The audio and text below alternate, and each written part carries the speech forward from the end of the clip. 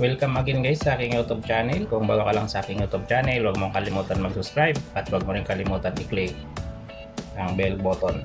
Ngayon guys, ang kaunting tutorial lang natin ngayon or kaunting tips para sa safety, para sa mga safety ng outlet natin at saka sa ating mga bulinggit na mga kulit.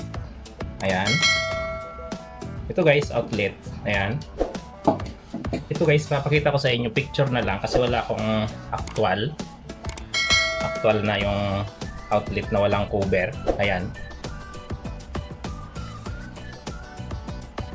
Yan siya guys. Kasi ito guys, pag ginamit nyo to, ito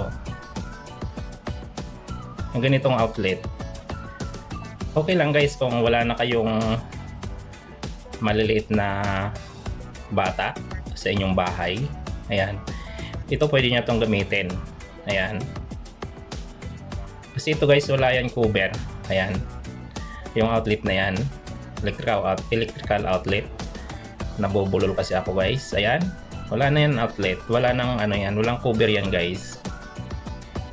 If yung anak mo makulit, pag sinundot niya yan ng alambre, halimbawa na may napulot siyang alambre sa inyong bahay, pag nasundot niya yan, ayan, pinaglaruan niya yan, hindi niya nakita, may posible siyang makuryente. Kasi yan guys, itong alambre na to, kagaya nito, makapasok na yan siya guys dito, sa ano na yan, sa may butas na yan. Yan. Dyan sa may butas na yan guys. Kaya guys, pag sinundot niya yan, napakadelikadong maaring makuryente yung inyong mga anak kasi wala siyang cover. Kasi mayroon guys, ayan, ito yung sa loob niyan, may plastic yan, may cover.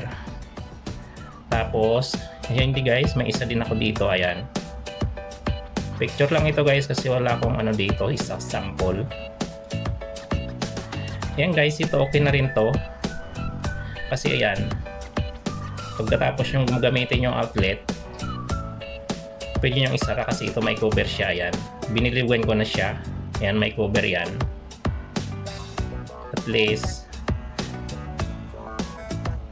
hindi nyo masusundot kasi may cover. If na lang kung ito, kung tanggalin niya, tuklapin, alam nyo man yung mga bata makukulit minsan, halimbawa ito tuklapin niya tapos sinundot, delikado pa rin guys. Ayan siya guys. Kaya ang mas maganda guys, ipakabit nyo ang outlet sa inyong mga bahay kung mayroon pa kayong maliliit. Ayan, dapat guys yan may cover yan. Kasi guys, mayroon naman nabibili nitong may cover siya dyan, yung dalawang butas na yan. Yan yung outlet na yan, may ano naman yan siya guys, may nabibiling may cover.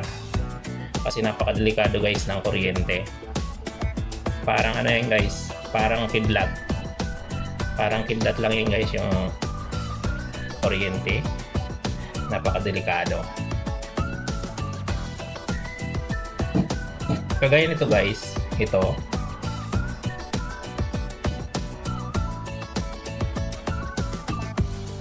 Ayan guys. Kahit ito guys naka-on pa siya, naiwanan mo nang naka-on.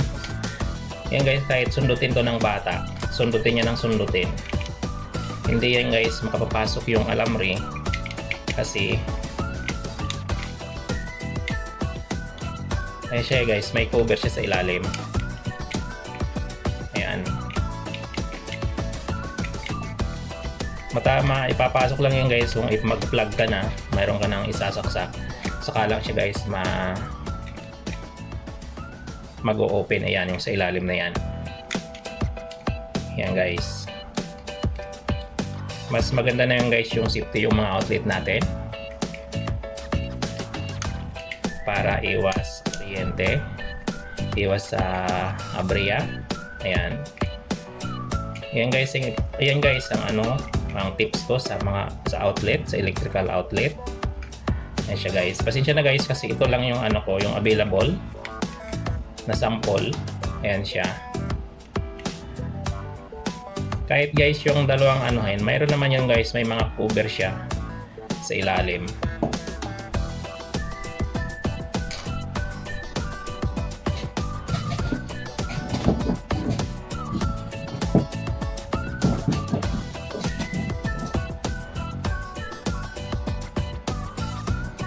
Napakasimple lang na ano nito guys, tutorial, pero napaka importante din kasi. Ayan. Ayan guys, tatlohan ito. Pag isaksak mo na ito guys dyan, saka lang yun mag-open. Ayan. Ayan siya guys. Open na siya. Halimbawa, kung sa Pilipinas naman, mayroon naman guys, may mga nabiling may mga cover sa ilalim. Ayan siya guys, sara ulit pag tinanggal mo yung plug.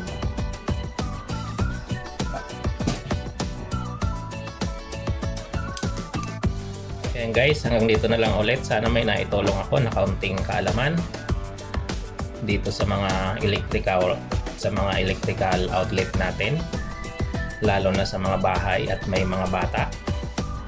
Maraming salamat. Kung bago ka lang sa aking YouTube channel, huwag mong kalimutan mag-subscribe at huwag mo rin kalimutan i-click yung bell button para updated ka sa ina-upload kong video. Hanggang dito na lang guys ulit. Maraming salamat. Bye bye.